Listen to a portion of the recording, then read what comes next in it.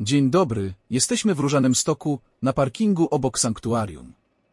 Najpierw przejdziemy się obok murów sanktuarium, zobaczyć jak wygląda wioska, następnie przejdziemy przez bramę i zobaczymy, co jest w środku włącznie z kopią cudownego obrazu. Zapraszam na spacer z nami. Różany Stok to niewielka wioska położona około 13 km od granicy z Białorusią. Od ponad 300 lat jest ono celem pielgrzymek do słynącego cudami obrazu Matki Boskiej Różanostockiej.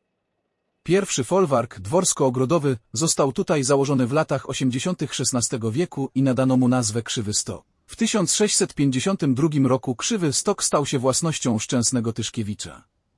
W tym samym roku wraz z żoną Eufrozyną zamówił w Grodnie obrazy, w tym wizerunek Matki Boskiej z Dzieciątkiem. Małżonkowie umieścili wizerunek w swoim dworze i wkrótce zaczęły się dziać pierwsze cuda. XVII-wieczne źródła podają, że na początku samoczynnie zapaliła się lampka przy obrazie, następnie obraz zaczął wydzielać przyjemną woń, a dekorujące go suche kwiaty ożywały. Pojawiły się też cuda ozdrowień i nawróceń. Cudowny obraz w 1660 roku przeniesiono z dworku do nowo wybudowanego drewnianego kościoła. Tyszkiewiczowie sprowadzili 12 dominikanów z Sejn, ufundowali klasztor i uposażyli go. Od tego momentu dominikanie stali się opiekunami obrazu i propagatorami kultu maryjnego. Zmieniono też w 1663 roku nazwę miejscowości na Różany Stok. W 1668 roku biskup wileński Aleksander Sapiecha oficjalnie zatwierdził kult obrazu Matki Boskiej Różanostockiej. Takie były początki. Później w wyniku rozbiorów Różany Stok trafił do zaboru pruskiego, a po pokoju w Tylży w 1807 roku znalazł się w obwodzie białostockim wcielonym do Rosji. W 1846 roku Rosjanie dokonali kasaty klasztoru, a parafię pozostawili duchowieństwu świeckiemu, natomiast w 1866 roku na fali represji popowstaniowych zamienili kościół w cerkiew.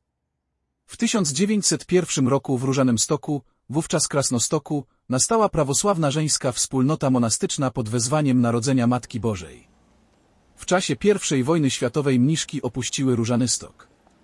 Udały się do Rosji, zabierając ze sobą między innymi cudowny obraz. Obraz towarzyszył mniszkom w różnych miejscach, w których osiadały i nigdy już nie powrócił do swojej macierzystej świątyni. Obecnie znajduje się przypuszczalnie w monasterze pod Moskwą. Zaraz po I wojnie światowej, po odrodzeniu się Polski, ówczesny rząd polski próbował drogą dyplomatyczną odzyskać cudowny obraz, niestety bezskutecznie. Dlatego obecnie mamy tu tylko kopię tego obrazu. Przed chwilą przeszliśmy przez główną bramę, którą wraz z kamiennym ogrodzeniem wybudowały mniszki prawosławne.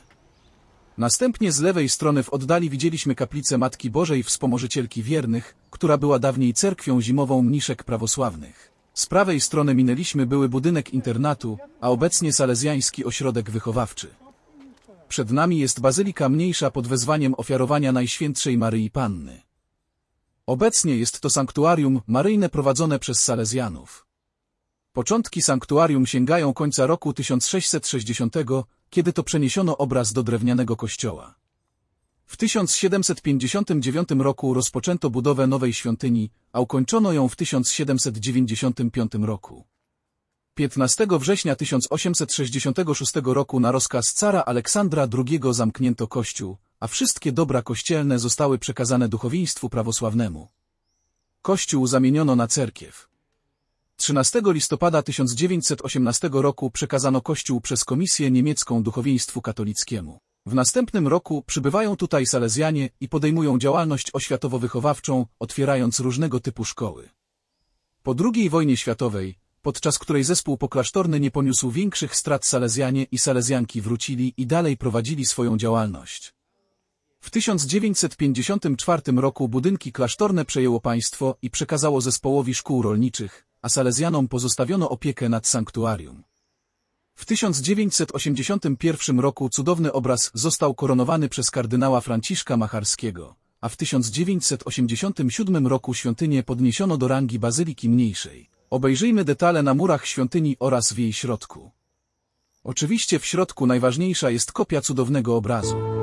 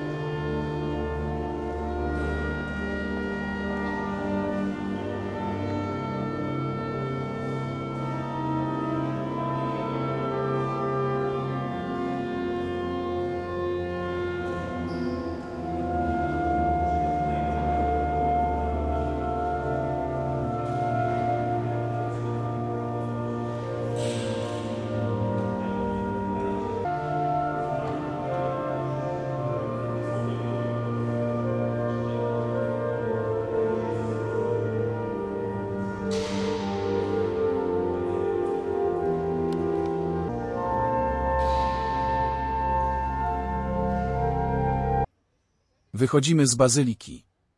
Kierujemy się w stronę żółtego budynku, który był kiedyś klasztorem dominikańskim budowanym w latach od 1759 roku do 1794 roku.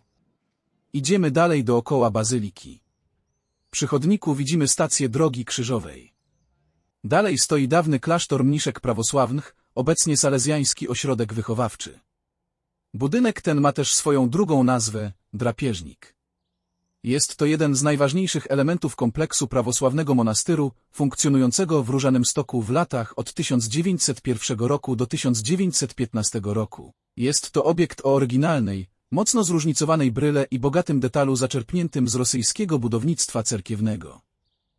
Idziemy dalej chodnikiem dookoła bazyliki, przyglądając się szczegółom mijanych budowli i budynków.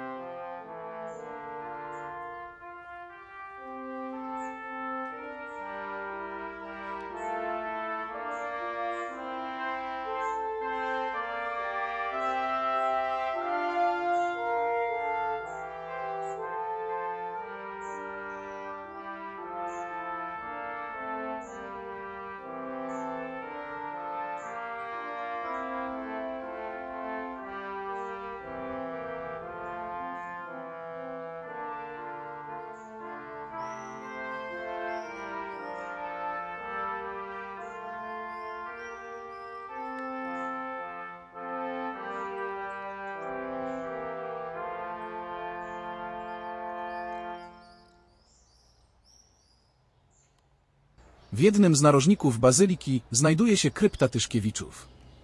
Warto tutaj zajrzeć i poddać się refleksji nad wielkością rodu Tyszkiewiczów, a także zapoznać się z historią tego sanktuarium i ludzi związanych z Różanym Stokiem.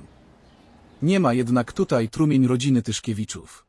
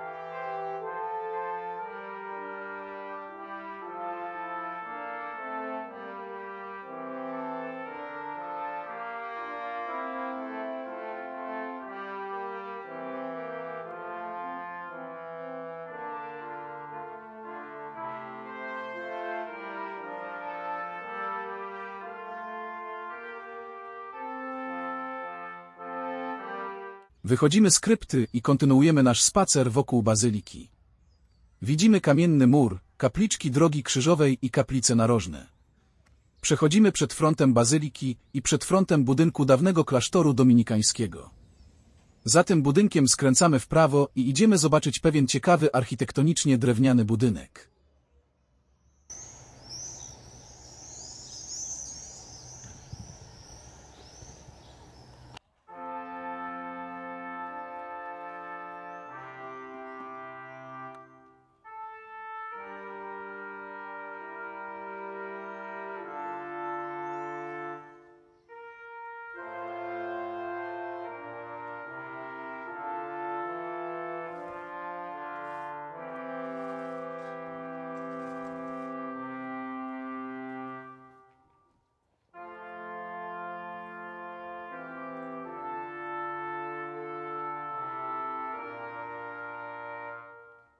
Już jesteśmy przy tym drewnianym budynku o kolorze zielonym.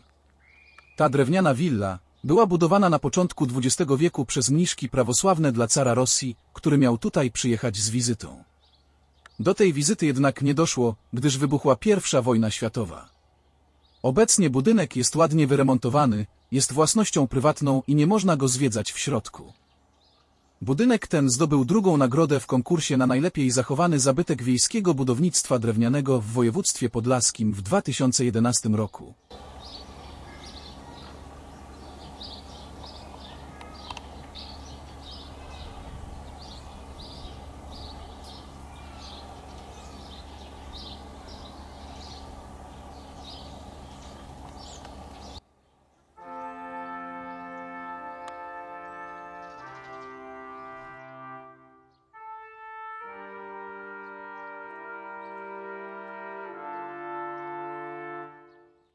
Uliczkami wśród zabudowy mieszkalnej idziemy w kierunku kaplicy Matki Bożej Wspomożycielki Wiernych.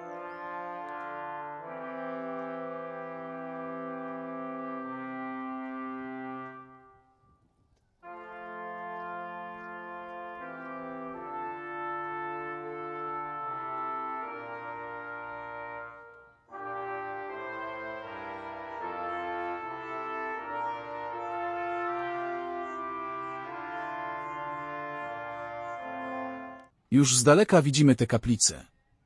Widzieliśmy też ją z lewej strony, gdy przeszliśmy przez bramę główną. Jest to świątynia o wymiarach 18 na 36 metrów. Była budowana od 1907 roku do 1915 roku, w okresie gdy Różanystok był we władaniu przybyłych z Rosji mniszek prawosławnych. W 1920 roku Salezjanie przystosowali kaplicę do potrzeb prowadzonych przez siebie szkół. Był to początek kaplicy szkolnej. W czasie II wojny światowej Niemcy założyli tu magazyn zboża. Po wojnie Salezjanie przywrócili jej pierwotną funkcję, czyli kaplicę szkolną. Po zabraniu Salezjanom w 1954 roku szkoły przez władze PRL, kaplicę przeznaczono na magazyn. Nieremontowana, sukcesywnie dewastowana, kaplica przez 30 lat popadała w ruinę. Kaplicę zwrócono kościołowi w 1994 roku. Po trwających 6 lat pracach remontowych, staraniem Salezjanów, kaplica znów może pełnić funkcje sakralne. Pamiętaj o subskrypcji tego kanału, aby nie pominąć kolejnych filmów o miasteczkach lub miejscach, które wkrótce pojawią się na tym kanale.